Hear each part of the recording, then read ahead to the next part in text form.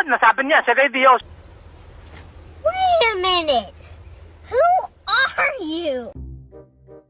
May mga instrumento ho silang ginagamit.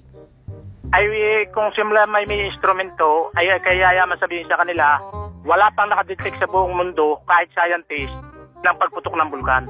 Pwede na!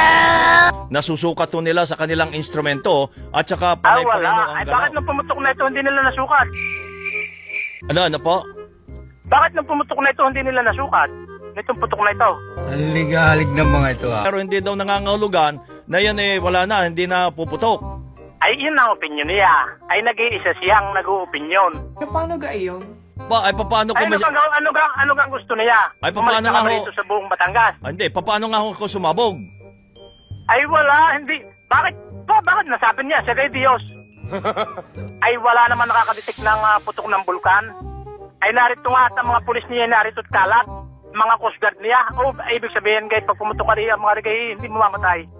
Dito ako mamamatay! Sinasabi ko nga, Oh. aring bulkan, aring islang ari, kahit iyan ay itabo natin Oh. sa buong lake, ay hindi kayang masapa na maiga ang lake na ito. Ay kahit gumulong ang laba diyan ng pagulong-gulong, eh, hindi niya kayang punuin yan. Na nga din, sabihin eh, hindi nakakain ng talapia. Oh. Ay mali naman yun, ang talapia nga, ay nga ibuhay ang talapia. Ibig sabihin, yun yung talapia na buhay pag kinain ng tao, mamamatay. Hindi dapat ipagbawal na kainin ng talapia dyan. Oo, hindi dapat ipagbawal. O, di kami magtistingan. Ako muna ang kakain.